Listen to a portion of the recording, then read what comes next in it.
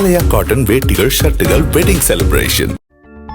மனைவியை கொலை செய்துவிட்டு பேஸ்புக் லைவில் அவரது கணவர் கொலைக்கான காரணத்தை கூறியிருப்பது பெரும் அதிர்ச்சியை ஏற்படுத்தி இருக்கிறது.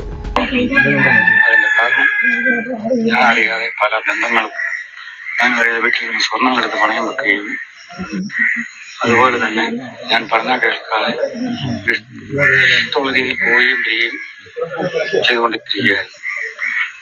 എനിക്ക് 2 മക്കളാണ്. മക്കളൻ ക്യാൻസർ പേഷ്യന്റാണ്. അതിലൊന്നും ഒരു വിഷമവുമില്ല. கேரள மாநிலம் கொல்லம் மாவட்டம் புனலூரைச் சேர்ந்தவர் ஐசக். இவரது மனைவி ஷாலினி. இவர்களுக்கு 2 குழந்தைகள் இருக்கிறார்கள். இந்த நிலையில் கடந்த சில நாட்களாக கணவர் மனைவிக்கு இடையே கருத்து வேறுபாடு நிலவி வந்துள்ளது. இதனால் ஷாலினி தனது 2 பிள்ளைகளுடன் தாய் வீட்டுக்கு சென்று விட்டார்.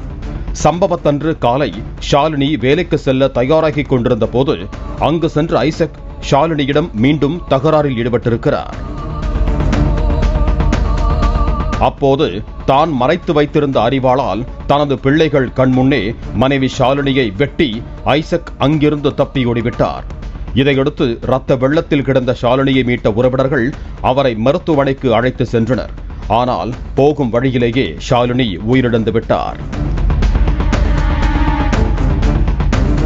இதனைத் தொடர்ந்து மனைவியை வெட்டி கொலை செய்து தப்பித்து ஓடிய ஐசக் காவல் நிலையத்தில் சரணடைவதற்கு முன்பு தனது பேஸ்புக் பக்கத்தில் நேரலையில் தோன்றி கொலைக்கான காரணம் குறித்து விளக்கம் அளித்திருப்பது பலரையும் அதிர்ச்சியில் ஆழ்த்தியிருக்கிறது. അമ്മയുടെ കൂടെ പോയി താമസിക്കുകയാണ്. കൂടാതെ എനിക്ക് വിഷമമില്ല. ഞാൻ കഷ്ടപ്പെട്ടുണ്ടാക്കിയ വീട്ടിലാണ് ഞാൻ താമസിക്കുന്നത്. അവിടെ ഇരിക്കുകയും അവിടെ വന്നിട്ട് ആ വീട്ടിൽ നിന്ന് ഇറങ്ങി തരണമെന്നും ഒരു 5 പൈസയുടെ മുതൽ അവർക്കില്ല. അതുപോലെ എനിക്ക് വിഷമമില്ല.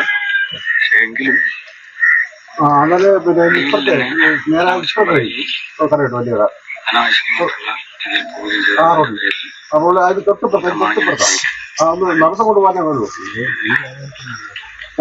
പോവുകയും അടുത്തുള്ള എന്റെ നാട്ടിലുള്ള ആൾക്കാരുമായിട്ട് ഒന്ന് അന്വേഷിച്ച കാര്യങ്ങൾ അറിയാം.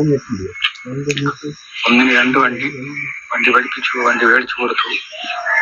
അനാവശ്യമായ പൂക്കളമെല്ലാം പറഞ്ഞ് വണ്ടി ഉപയോഗിക്കാൻ പാടില്ല എന്ന് പറഞ്ഞപ്പോൾ എന്റെ കയ്യിൽ കിടന്ന എന്റെ പേരെഴുതിയ ഞാൻ ഇട്ട് കൊടുത്ത മോതിരം அதில் தனது மனைவி ஆடம்பரமாக செலவு செய்து வந்ததாகவும் குடிப்பழக்கமோ நண்பர்களின் சாவகாசமோ இல்லாத தான் கூலி தொழில் செய்து கஷ்டப்பட்டு குடும்பத்திற்காக சேமித்த பணம் நகைகளை அடகு வைத்து தண்ணியாய் செலவு செய்து தீர்த்ததாகவும் கூறியிருக்கிறார்.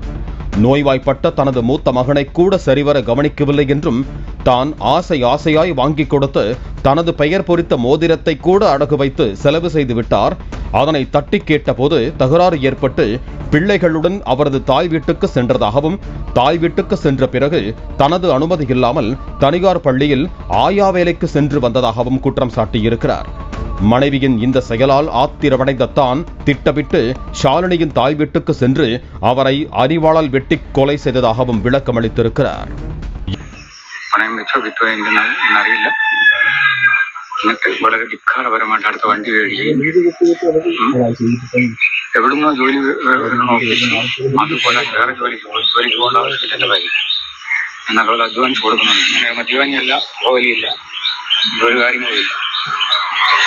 ഇല്ല, നമ്മളെ വളരെയധികം അവരുടെ അമ്മ അവളിപ്പോൾ പാർട്ടിക്ക് അത് പോയി പാർട്ടിയിൽ പോകുന്ന എനിക്ക് ഇഷ്ടമില്ല എന്ന് പറഞ്ഞ് പാർട്ടിയിൽ പോവുകയും പാർട്ടിയിലുള്ളവന്മാർ അതിന് പിന്തുണ നൽകുകയും എന്ത് വന്നാലും ഞങ്ങളുണ്ടെന്ന് പറയുകയും രാത്രികാലങ്ങളിൽ പോവുക വരിക ഇതൊക്കെയാണ് നമ്മൾ ചെയ്യുന്നത്. അതിലിപ്പോൾ എല്ലാം ചെയ്യേണ്ടി വന്നു. അതുകൊണ്ട് ഞാൻ പറഞ്ഞതുകൊണ്ട് സന്തോഷമാണ് കഴിയുക.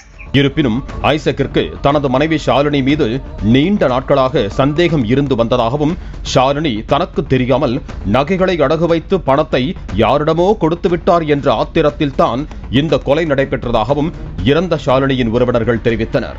இதையடுத்து ஷாலினியின் உடலை கைப்பற்றி பிரேத பரிசோதனைக்கு அனுப்பி வைத்த புனலூர் போலீசார் ஐசக்கை கைது செய்து சிறையில் அடைத்தனர். மேலும் இந்த கொலை குறித்து ஐசக்கிடம் போலீசார் தீவிர விசாரணை நடத்த திட்டமிட்டிருக்கிறார்கள்.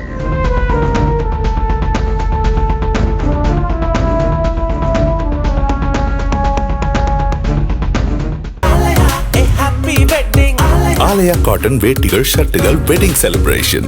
பிளே ஸ்டோர் மற்றும் ஆப் ஸ்டோரில் இருந்து பாலிமர் செயலியை QR கோடு மூலம் பதிவிறக்கம் செய்யுங்கள். செய்திகளை உடனுக்குடன் பெறுங்கள்.